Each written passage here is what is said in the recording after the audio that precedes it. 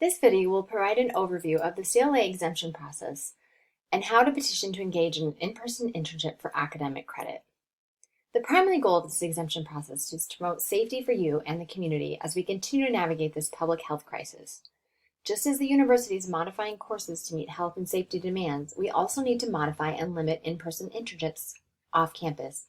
You are urged to explore and incorporate virtual and remote internships whenever possible. However, in some instances, alternative modes or internships are not possible.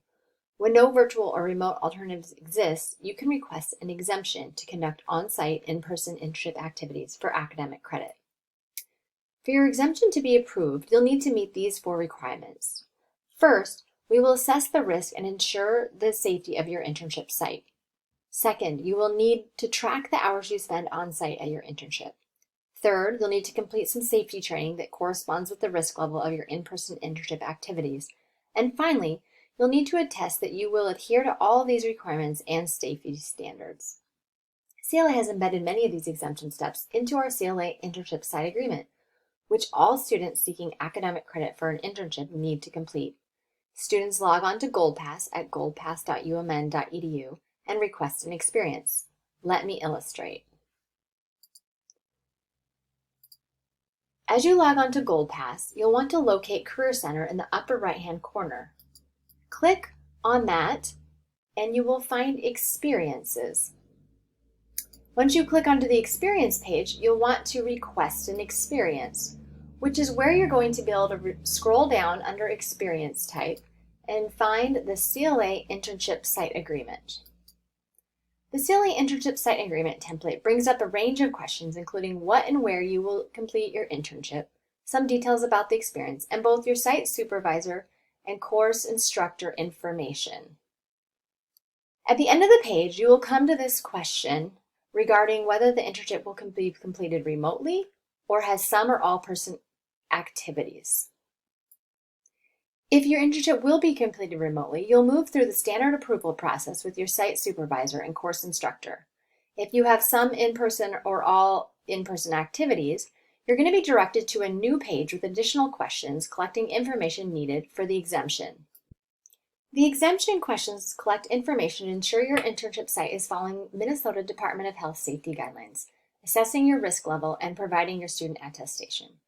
First, we'll need to review your internship site's COVID-19 safety protocols and procedures by providing either a link or a PDF. Often you can find this on your internship's website, but if not, ask your site supervisor. This safety plan is mandated by the Minnesota Department of Health, so your site should have something prepared. If you have any trouble uploading it here, you can email it to the CLA Internship Site Coordinator instead. Next, you'll need to review and assess the risk level for exposure and transmission at your internship site. At this Z link, you'll input your browser and find this separate document where you can look at your risk level. As you can see, this document gives an overview of the types of activities, the risk level they impose. You'll want to review and determine to the best of your knowledge where your internship activities risk level will fall. Note that if you are in the red, high risk level, you'll need to go through a separate exemption process with the Office of Academic Clinical Affairs. Reach out to the CLA Internship Coordinator for a contact. Back on the form, you'll then input the risk category that most aligns to the risk level from that document. Once you've done that, you'll do the attestation piece, where you'll agree to complete the safety training modules, track your hours, and report any changes that happen.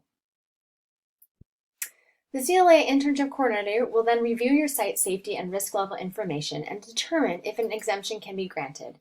If the requirements are met, your experience will go through the regular approval process where your site supervisor and course instructor also acknowledge and approve the internship. You will be notified by GoldPass that your experience has been approved by all reviewers, and you will additionally receive a follow-up email with more details regarding your exemption approval. Your course instructor will then provide you a permission number. Keep in mind, if your exemption is approved for in-person activities at your internship, you will still need to complete the safety training, which the CLA Internship Coordinator will assign to you via a Canvas module close to the beginning of the academic semester, and you will need to complete the weekly tracking of your hours on site. An email will go out to you at the end of the first week and weekly throughout the semester with a link to this tracking form. The goal is that if a COVID outbreak occurs, the university can alert potentially exposed individuals. It is essential to your success in your internship course that you stay up to date with tracking your hours. In closing, here is a list of what you will need to have in order to complete the CLA Internship Site Agreement and the exemption request. You'll need details about your internship. You'll need your site supervisor's contact information, a link or a PDF copy of your internship site's COVID-19 safety plan, and you'll need to review the risk levels document at z.umn.edu/risk levels and determine the risk level of your internship activities. If you have any questions throughout this process, don't hesitate to contact the CLA Internship Coordinator, Shar Myers, at myersc@umn.edu. Good luck.